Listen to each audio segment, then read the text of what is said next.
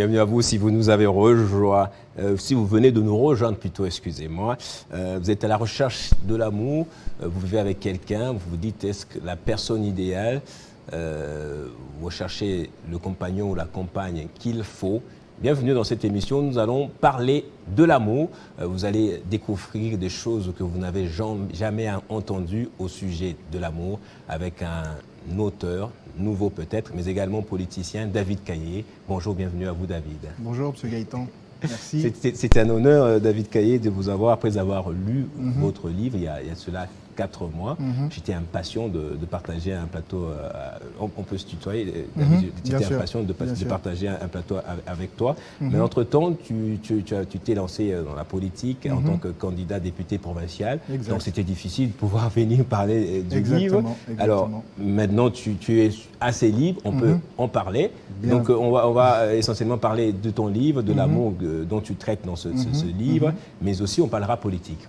Tu veux qu'on commence par quoi? Politique ou amour? Allez, l'amour. L'amour d'abord. Il n'y a pas plus beau que l'amour. Il n'y a pas plus beau que l'amour, mais la politique, ça plombe l'ambiance. Vaut mieux s'en C'est vrai, donc on va chuter avec... la politique. Bon, allez, c'est toi le voilà. journaliste. Alors, on commence en politique. Alors, je te présente d'abord. Tu es avocat, David Caillé. Tu es avocat spécialiste... je vais le trouver rapidement, voilà. David Caillé, avocat spécialiste en droit du numérique, mais également droit pénal et droit des affaires. Tu travailles quelque part. Alors, d'où t'es venu ce goût de faire la politique et pourquoi avoir choisi de représenter à l'Assemblée provinciale Barumbu d'abord, avant de parler de l'issue même de ces élections? Merci déjà pour la question. La politique, pour moi, c'est surtout une vocation. C'est un appel, en fait, parce que j'ai souvent été confronté à la misère de mon peuple. Quand je dis mon peuple, c'est la circonscription où j'ai grandi, Barumbu. Et j'ai toujours eu à mener des actions à caractère social pour les aider un peu. Et c'est dans ce but-là que je me suis présenté justement à la députation provinciale de Barumbu pour être leur porte-parole, pour faire valoir leurs droits, leurs besoins, leurs intérêts au niveau de l'Assemblée provinciale de Kinshasa. Ton Barumbu natal. Barumbu natal, ouais, c'est ça. J'ai ouais. grandi là-bas, j'ai vécu là-bas, j'ai fait toute mon enfance là-bas. Et ces mamans ou ces jeunes me connaissent et savent à quel point j'ai toujours été là pour eux. Et d'ailleurs, le jour où je décide de me présenter comme candidat à l'élection, c'est une branca que j'ai reçue parce qu'ils étaient tous contents de savoir qu'un digne fils de Barumbu et quelqu'un qui a toujours été là pour eux décidait finalement d'être un porte-parole de leurs intérêts. Donc c'est un peu dans ce contexte-là, dans ces circonstances-là que je me suis décidé de me lancer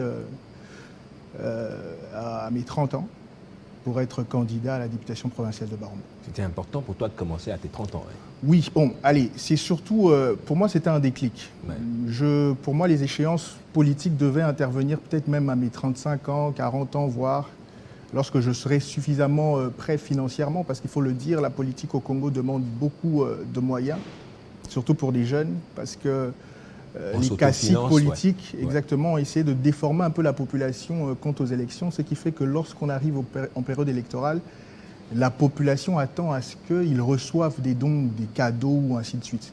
Donc lorsque vous n'avez pas ça, on vous met un peu à l'écart ou on vous pointe un peu du doigt. Et pour un jeune, se présenter aux élections dans ce contexte-là, c'est assez délicat. Ce qui fait d'ailleurs que vous verrez dans cette législature, il y a très peu de jeunes, en tout cas les jeunes qui n'ont pas eu suffisamment de moyens. Donc c'était un peu dans ce contexte-là que lorsque je reçois finalement la demande de la population, je dirais de Barumbu, communauté locale, d'être leur représentant, c'est là que je décide finalement d'y aller. Donc c'était un déclic. Tu postules, alors qu'entre-temps, avant même de postuler, tu étais dans les œuvres sociales et caritatives. Exactement. Certaines de ces œuvres ont été reliées ici sur Télé 50. Je vous ai vu assainir des routes, faire des dons, jouer même au football avec les gens de Barumbu. Alors finalement, c'est la campagne électorale qui commence avec tes propres moyens. Tu t'y lances en tout cas. C'est ça. Je suivais de très près aussi la plupart des activités que tu réalisais à Barumbu. On va parler brièvement de la campagne électorale. Tu as déjà relevé cet aspect-là, c'est très onéreux.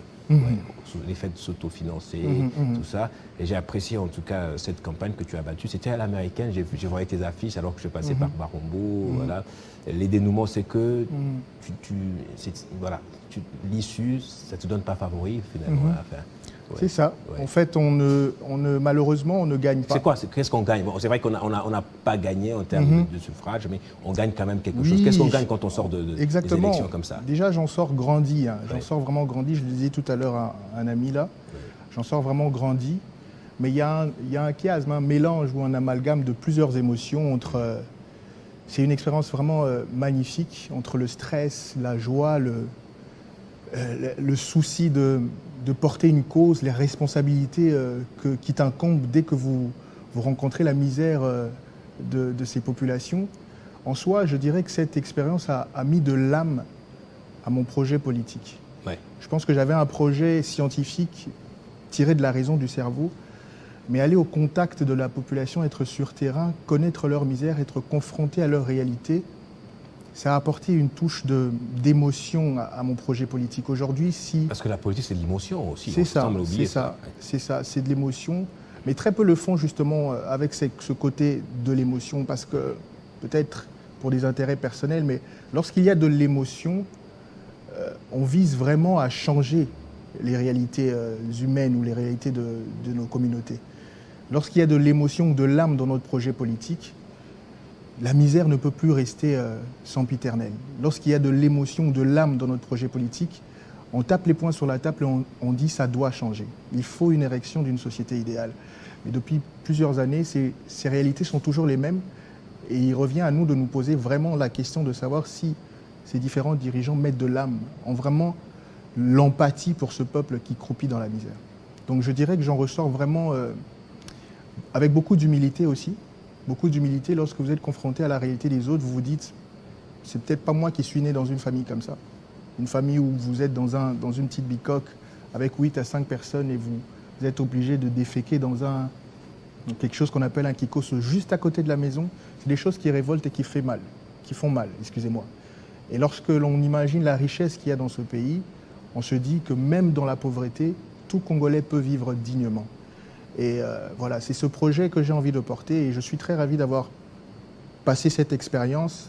Et je pense que c'est peut-être Dieu qui l'a permis pour que j'arrive à percevoir un peu le vécu de ces populations pour que je maquille un peu mieux mon projet politique à l'avenir. Un peu déçu de ces élections? Oui, écoutez... De la manière dont elles se sont déroulées, je sais pas. Oui, on est un peu tous déçus. Tu n'as pas vu qu'il y a au vol, quoi? Oui, allez, je ne suis pas de ceux qui crient un peu partout. Moi, j'accepte la réalité.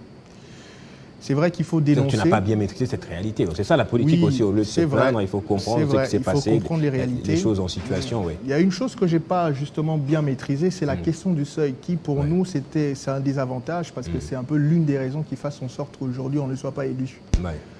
Le parti le parti que je représente, le BUREC, le Bloc uni pour la renaissance et l'émergence du Congo, n'a pas atteint le seuil au niveau provincial de Kinshasa. Ouais. Ce qui fait que le challenger ou celui qui est venu après moi est élu, que d'ailleurs je félicite, l'honorable Bob Amisso. C'est un jeune, on dirait? Non, c'est quelqu'un qui a postulé, je pense, 3 fois, c'est sa 3e fois. Ah, d'accord. C'est aussi un natif de Barumbu qui maîtrise un peu Barumbu. C'est sportif de ta part, en tout cas. Sportivement, oui, fair play, je le salue. Et félicitations, on sera toujours prêt à vous accompagner. Donc oui, bien entendu, on est un peu déçus plusieurs réalités qu'on a eues sur terrain, entre le bourrage d'urnes, entre le soudoiement des électeurs, payer les électeurs pour qu'ils votent pour... Alors on avait vraiment vécu des choses extraordinaires, vraiment qui vous laissent la bouche béante, mais bon, c'est des réalités, on prend note, on apprend, et on se prépare mieux pour les échéances de 2028. On sera prêt. Ouais, j'avais dit que la politique plombe l'ambiance. En tout cas, on va essayer de ranimer la situation avec ces très beaux livres. Oui, sourions un peu. Que je lis et que j'ai relu hier. En tout cas, avec beaucoup de soif. Tant les livres est très accessible, philosophique aussi, ça c'est vrai, il faut le reconnaître. Mais je le recommande à tout le monde. C'est accessible à tout le monde, non? Très accessible à tout le monde. C'est un livre, je pense que tu l'as lu. C'est vrai qu'il y a quand même des termes assez techniques, mais c'est très facile à lire. Avec pas des auteurs faciles aussi. Si. Que tu cites de part et d'autre dans le livre. Alors, les titres, c'est Alter Ego. Alors, là, il y a une question tout juste en bas. Existerait-il une personne avec qui nous partageons une origine et un destin commun? Alors, c'est très rare que l'on voit l'amour être traité dans un livre à la fois philosophique et métaphysique, en tout cas. Et l'hypothèse que tu as avancée là, tu vas nous l'expliquer tout à l'heure, pour moi, c'est très nouveau. J'ai connu, c'est quoi l'âme sœur, je sais qu'on a plusieurs âmes sœurs, et là, je découvre alter ego, qui est aussi un terme polysémique. Hein. Alors, toi, tu l'as appelé alter ego comme partenaire, comme conjoint, etc. Pourquoi avoir choisi le terme alter ego? Alter ego. Oui. Alors, c'est une très bonne question. Pourquoi le titre alter ego? Alors, comme le titre le mentionne, ça veut dire autre moi. Alter ego, c'est du latin, autre moi. Et la question était de savoir justement, est-ce qu'il existe quelqu'un sur Terre avec qui je partagerais, comme le dit le livre, une origine et un destin commun. Donc quelqu'un dont l'existence est corollaire. Et dans cette recherche-là, je me suis dit qu'il était important de me questionner d'abord sur l'amour. Parce que l'amour est un sentiment fantastique. C'est un sentiment qui nous met les papillons dans le ventre, ainsi de suite. Mais à chaque fois que l'on tombe amoureux, ce sentiment arrivait à s'évaporer au fil du temps. Oui. Alors la question est née justement de ça. Ce livre est né d'une interrogation, d'un questionnement. D'un questionnement qui est propre d'abord à toi-même. Parce Exactement. que tu le reprends dans le livre, tu as Bien connu sûr. quelques expériences amoureuses. Exactement. Tu as été toujours déçu, tu disais mais pourquoi est-ce que ça commence bien, pourquoi il y a les pics passionnels et finalement la courbe redescend et pourquoi ça doit finir comme ça? Exactement. Pourquoi un sentiment si fort comme ça devait finir, devait être éphémère. Alors je me suis dit qu'il était possible de trouver ce type d'amour qui commence aujourd'hui et qui n'a pas de fin. Et c'est dans cette interrogation-là que je me suis plongé à une recherche et j'arrive finalement à la conclusion qu'il existe un amour, un type d'amour que j'appelle amour mektoub, que l'on partage avec un être, un seul être sur Terre, un être qui vient de nous, qui a été retiré de nous, un peu comme on parle de la fondation du monde avec Adam et Ève qui est née d'Adam. Il existe quelqu'un pour Gaëtan, pour David, pour qui que ce soit, quelqu'un qui a été retiré de nous et que nous devons retrouver. Et cette personne, c'est quelqu'un qui me ressemble. Qui ne me ressemble pas peut-être physiquement, mais qui a tous les atouts ou les attributs que j'ai, mais dont l'apparence renverrait à quelqu'un qui est totalement étranger. C'est comme ça qu'il y a le concept autre moi, altérité. L'autre, c'est quelqu'un qui est totalement différent de moi, mais moi, c'est quelqu'un qui me ressemble. Donc l'altérité, alter ego, c'est vraiment deux personnes, plutôt une personne, qui est à la fois quelqu'un qui me ressemble, mais quelqu'un qui n'est pas moi. Donc c'est un peu une contradiction, en même temps un oxymore, comme on le dit. Et c'est dans ce contexte-là que je suis allé puiser ce titre-là, alter ego. C'est cette contradiction justement qui fait le sens du livre, qui rend l'amour complet et parfait. C'est pas une addition par addition, mais c'est une addition pour rendre complet quelque chose. Exactement. Alors, on commence par ce que n'est pas alter ego. Alter ego réfute toute idée de l'âme sœur. Voilà. Oui, si voilà. Tu, oui. Allez, alors, c'est justement le point le plus important du livre, la déconstruction de la pensée de l'âme sœur. Parce que l'âme sœur a toujours été considérée justement comme cette entité, cette moitié de nous. Ouais. Mais moi, je viens déconstruire cette pensée.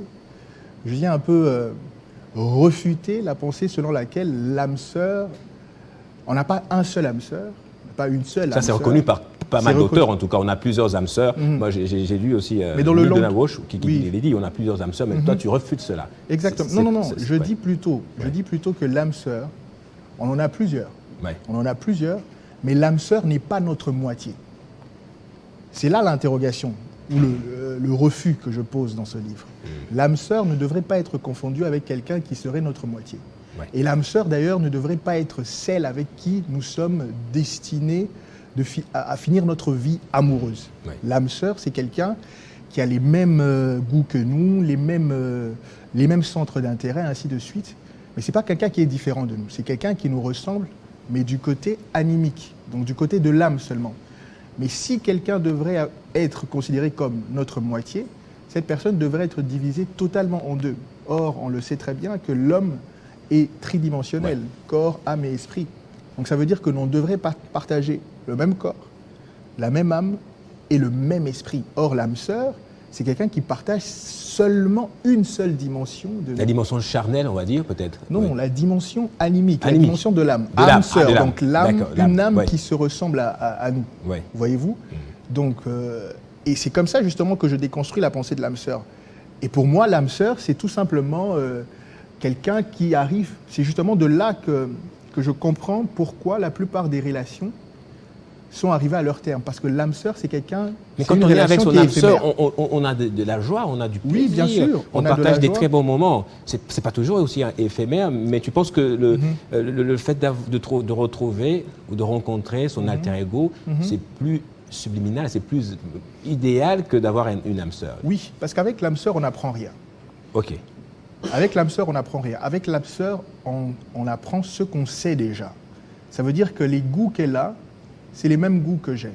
Je ne revisite pas le monde avec l'âme sœur. Je ne découvre pas les merveilles du monde avec l'âme sœur ou les merveilles d'une autre réalité de vie avec l'âme sœur.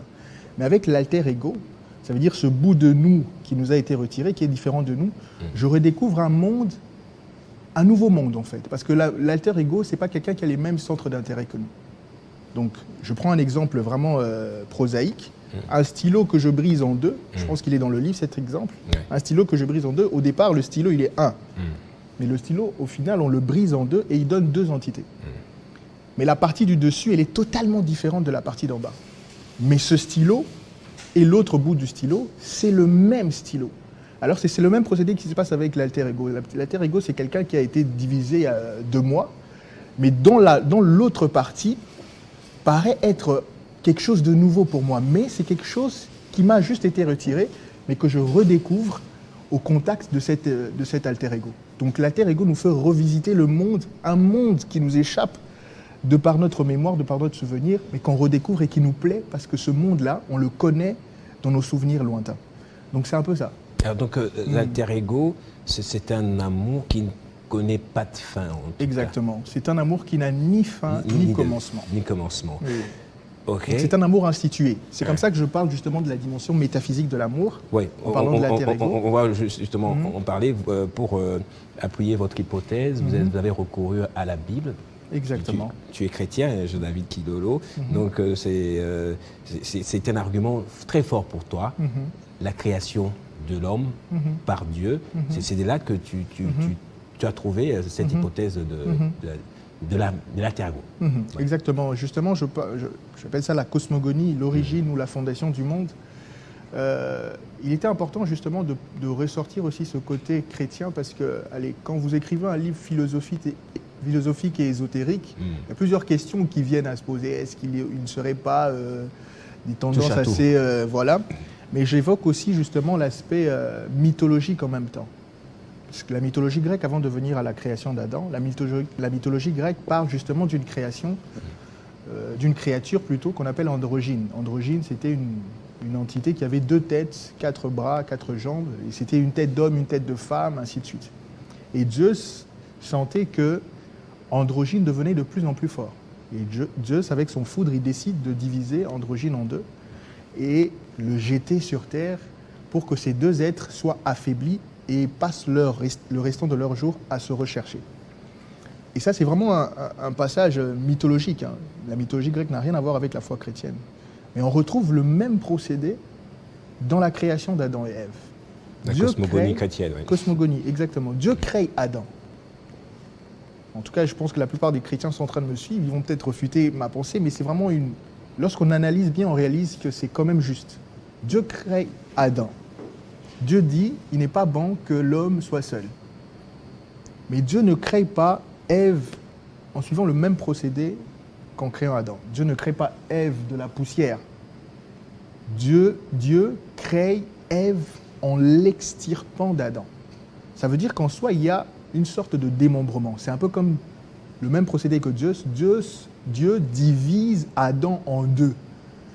Et il ressort une entité qui existait déjà en lui, Ève. Donc Dieu révèle l'existence de Ève qui était déjà en Adam.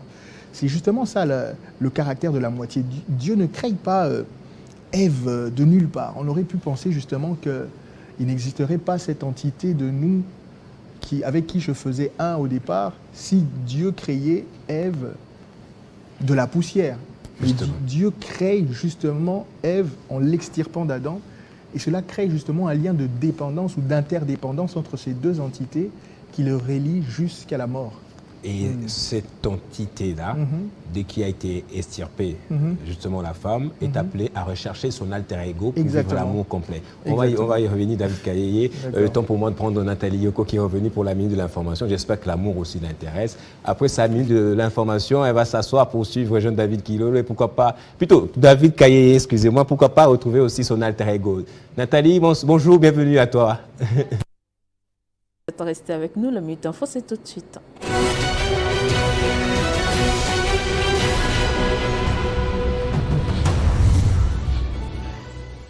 Contentieux des résultats des législatives en RDC, début des audiences ce lundi à la Cour constitutionnelle. Environ 2000 cas seront traités. Parmi ces requêtes qui vont être analysées au cours de ces audiences figurent celles des invalidés de la CENI pour fraude. Ouverture de la session extraordinaire à l'Assemblée provinciale de Kinshasa ce lundi, conformément aux dispositions de l'article 12 du règlement intérieur de l'Assemblée provinciale de Kinshasa. Bien avant, les nouveaux élus de la capitale avaient entamé le processus d'identification au niveau des services administratifs de cet organe délibérant.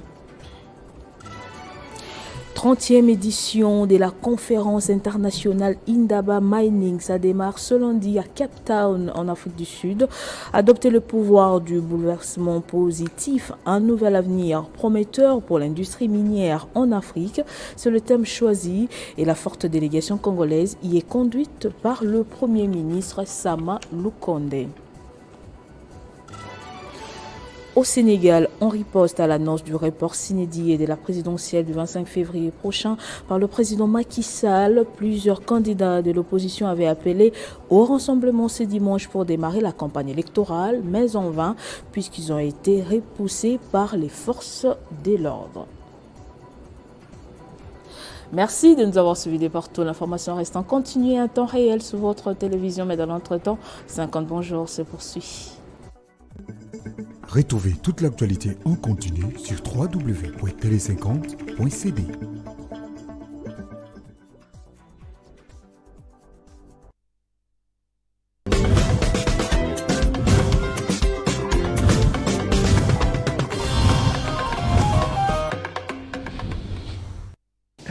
Merci beaucoup Nathalie Yoko. Encore une fois, mes excuses parce que je dis Jean-David, excusez-moi. Il y avait Jean-David avant toi, bien évidemment. Alors, on va poursuivre la réflexion. Donc, en chaque homme, il y a une femme extirpée. Exactement. On ne dirait pas que c'est pas en tout homme qu'il y a des femmes extirpées, mais chaque homme a une femme qui a été extirpée de lui. C'est ça. C'est ça. Tout homme a donc, cette entité. On a cette entité-là. Un homme et un alter ego. Exactement. Et il faut absolument retrouver cet alter ego pour pouvoir être... Mais l'homme en soi n'est pas incomplet, alors qu'on a extirpé une entité de lui. Mais quand il rencontre son alter ego, il devient beaucoup plus complet alors. C'est ça. C'est ça. Alors, moi je pars du fondement selon lequel nous ne sommes pas complets sans cette dimension. Ah d'accord. Oui. Donc on est insuffisant. Retrouver cette dimension, c'est refaire le plein. Lorsqu'on a été divisé, on nous a démembrés, on a perdu une force. On a perdu une force, une réelle force qui nous constituait dès le départ. Et lorsqu'on a été divisé, justement, automatiquement, comme un invalide, je fais d'ailleurs un petit poème là-dessus dans l'un des paragraphes, on se retrouve démembré un peu comme des invalides, des handicapés. Un handicapé qui manque une jambe, il vivra constamment avec le besoin de se reconnecter à ce qui lui manque. Et nous vivons constamment avec ce besoin-là, tant que nous ne retrouvons pas cet alter ego, sans vraiment le savoir. Il faudrait se reposer la question, suis-je heureux d'abord? Parce que le bonheur même vient lorsqu'on arrive à refaire le complet. Le bonheur même de celui qui a perdu la vue, c'est de retrouver la vue. Le bonheur de celui qui a perdu un bras, une jambe, c'est de retrouver cette jambe-là. Mais il peut vivre sans cette jambe. Il peut vivre sans la vue. Il peut vivre sans un bras, il peut vivre, il ne meurt pas. Il peut continuer à faire ses activités régulières. Mais pour qu'il se réalise. Mais pour qu'il réalise le plein bonheur, qu'il soit vraiment dans le bonheur parfait, que j'appelle ataraxie dans un passage, il faut retrouver ce qui lui a été retiré. Donc c'est un peu ça. Oui. C'est assez nouveau pour moi. Moi qui croyais beaucoup aux âmes sœurs, hein, je disais, celle-ci, peut-être que c'est une âme sœur, pas totalement sœur. Il faut trouver une autre âme sœur. Alors, on va t'opposer ceci, David Kekayeye, en te disant, mon alter ego, il est toujours dans mon environnement, ou mon alter ego peut se retrouver un peu n'importe où dans le monde. Est-ce qu'il est facile de retrouver son alter ego? Et pourquoi les gens ne le retrouvent toujours pas? En fait, justement, c'est une très bonne question parce que c'est une question à laquelle je me suis posé moult et moult fois avant de mettre le point sur ce livre. Pour moi, l'alter ego, c'est... On le jette n'importe où. Exactement. Ah bon, c'est peut-être quelqu'un d'une autre race, d'une autre couleur, c'est ça. Et tu sauras que c'est l'alter. Exactement. Ça peut être quelqu'un de n'importe où. C'est pas forcément quelqu'un qui est noir comme nous. Parce que l'apparence, le corps ici qu'on a, c'est qu'un instrument, c'est qu'un apparat en fait. C'est plutôt l'homme est en réalité esprit. Ok? Donc tout ça, c'est qu'un visuel. L'alter ego peut être quelqu'un qui est rouge de peau, qui peut être... en tout cas, ça peut être n'importe qui. Et cette personne se retrouve sur Terre avec nous.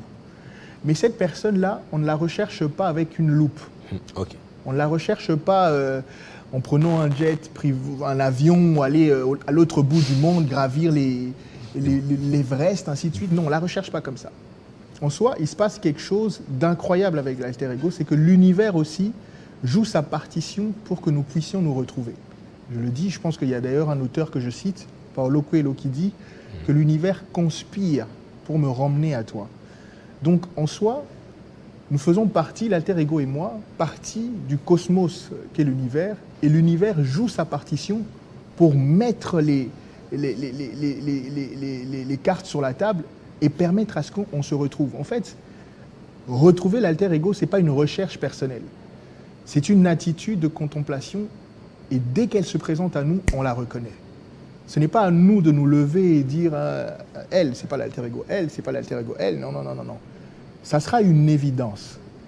Ça sera comme une évidence, comme un voile qui tombe, comme une réalisation. On se dira ah non, depuis tout ce temps, je suis passé à côté d'elle et c'était elle depuis tout ce temps.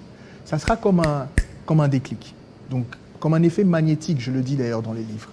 Comme deux aimants qui ont été disséqués ou brisés en deux. Lorsque vous les laissez, ils arrivent rapidement à se recoller. Et c'est le même procédé qui se passe lorsqu'on rencontre ou qu'on retrouve l'alter ego. Même quand on ne partage pas la même langue, on regarde comme ça, on dit voilà, il y a quelque chose en cette personne. Il y aura quelque chose qui va vous unir. Il y aura quelque chose qui va vous dire non, c'est elle ou personne d'autre. Ce n'est pas une affaire de langue, ce n'est pas une affaire de pensée ou de critères d'éligibilité ou quoi que ce soit. Ça sera une conviction, une certitude certaine au fond de nous qui nous dira je veux m'unir à cette personne et plus jamais la laisser partir. C'est un peu ça, ce qui se passe avec l'alter ego. Donc, les masques tombent lorsqu'on rencontre l'alter ego, le voile tombe lorsqu'on rencontre l'alter ego, et ça sera à nous de dire réellement, voici cette fois-ci l'os de mes os, la chair de ma chair. C'est un peu le même procédé que fait Adam lorsqu'il voit Ève. Adam ne connaît pas Ève.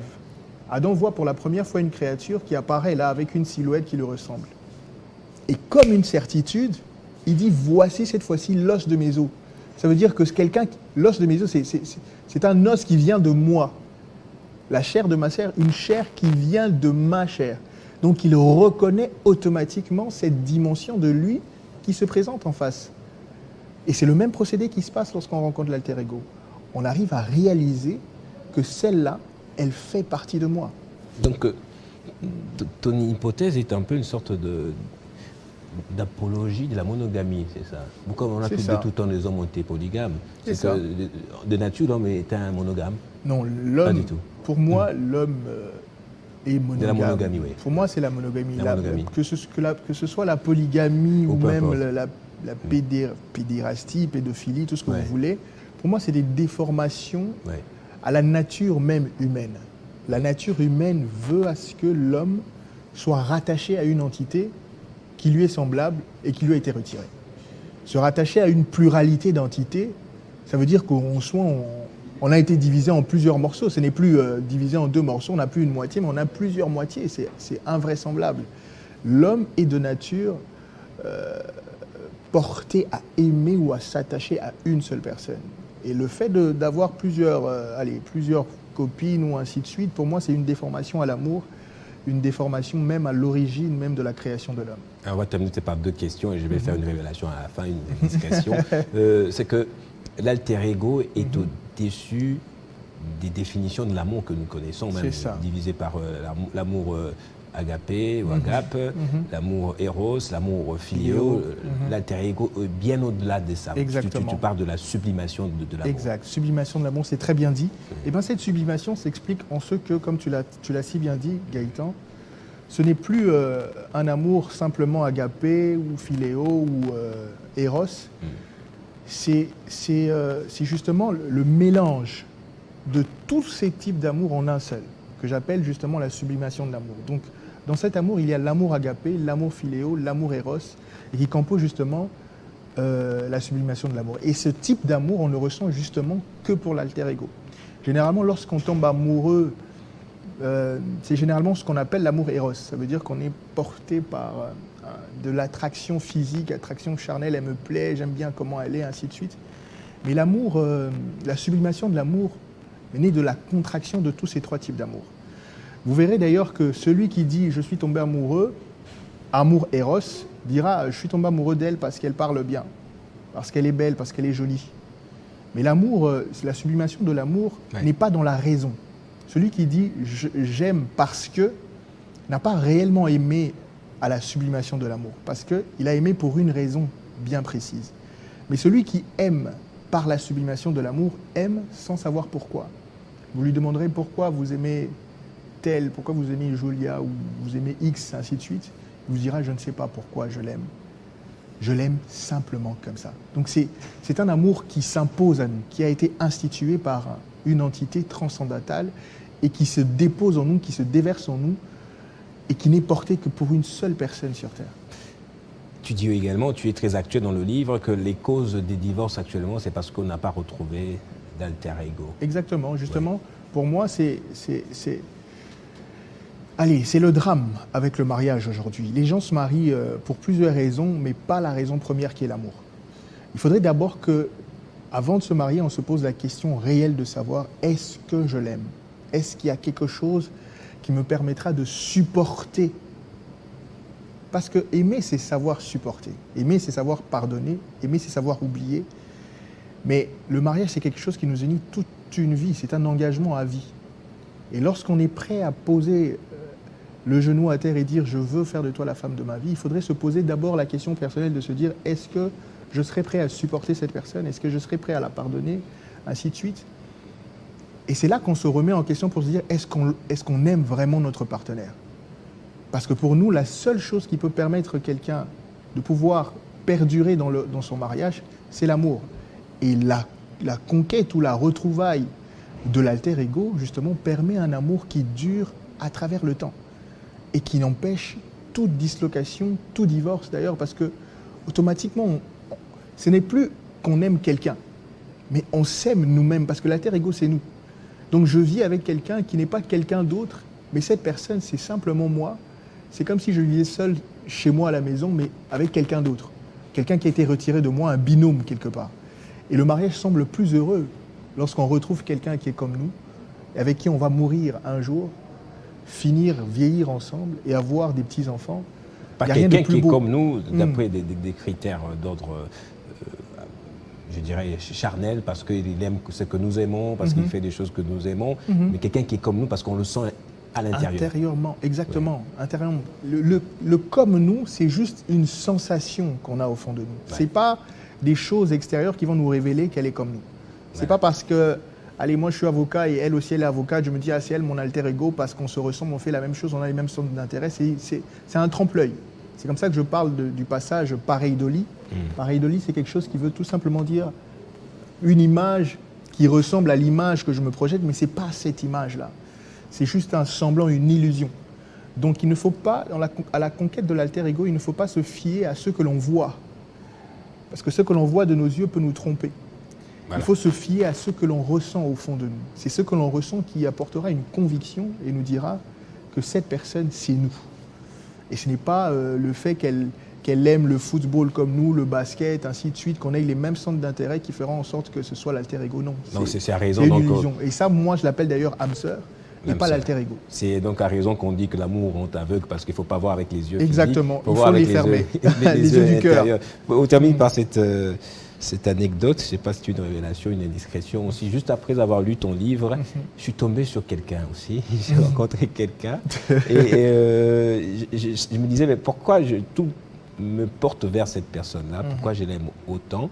Et je me suis souvenu que j'avais lu ton livre. Je me dis, non, je ne vais pas tout avouer, je ne vais pas dire mes sentiments à la personne. Peut-être que j'ai été sublimé par le livre, de David Kaye. Il m'a un peu ensorcelé parce que j'ai lu pas mal d'auteurs qui sont des gens, des partisans de l'ésotérisme aussi quand même. Quoi qu'on parle de la chrétienté, quand même je résiste un peu. Mais cet amour était tellement très fort que j'ai tout dit à la personne. Quand j'ai relu le livre, ce qui se passe entre la personne là et moi, c'est totalement ce que tu décris ici. C'est incroyable. J'aimerais la rencontrer. J'aimerais la rencontrer. Peut-être après l'émission, je vais te présenter. Je vais te la présenter justement, David Kaye. Merci beaucoup. Je te souhaite tout le bonheur avec. Tout le bonheur et j'espère que tu l'as vraiment trouvée. Je peux te garantir que si c'est elle, tu seras heureux sur Terre. Merci, merci beaucoup. Merci pour le livre. En tout cas, c'était un plaisir de le lire. Un plaisir de te rencontrer également pour en parler. Les gens à la maison, j'ai reçu des messages, un message particulièrement de quelqu'un qui a aimé la réflexion, l'hypothèse avancée. Merci. Il y a des gens qui connaissent des moments très difficiles en couple actuellement. Il y en a qui veulent s'engager aussi. Peut-être en lisant le livre, ils auront les yeux ouverts. Exactement. Pourquoi pas? Le livre, il est disponible. Je vous le conseille. Il est disponible pour terminer. À la Maison du Savoir. C'est une librairie sur la place des Évolués. Et d'ailleurs, nous organisons ce 14 février qui est une journée où on célèbre un peu l'amour de façon extraordinaire. Ce n'est pas le jour où les amoureux doivent prouver leur amour, c'est juste une journée commémorative de l'amour dans son ensemble. Et d'ailleurs, nous profitons pour ce jour pour faire une petite session dédicace du livre. Donc ça sera le 14 février à la Maison du Savoir et le livre est disponible à $25. Merci beaucoup, Maître David Kaye, d'être passé sur le plateau de télé 5 ans. C'est pas la dernière fois en tout cas. C'est pas la dernière fois. À présent, je pense que je viendrai assez souvent. Assez souvent. Pour parler d'autres choses. Tu m'as dit que tu as eu le temps d'écrire encore un autre livre. Oui, je suis encore sur un autre livre. Qui paraîtra très bientôt là. Très bientôt. On garde encore le titre. On garde encore le titre. Merci beaucoup.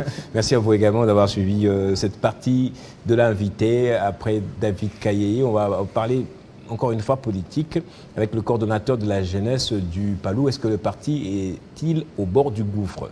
On le saura bientôt.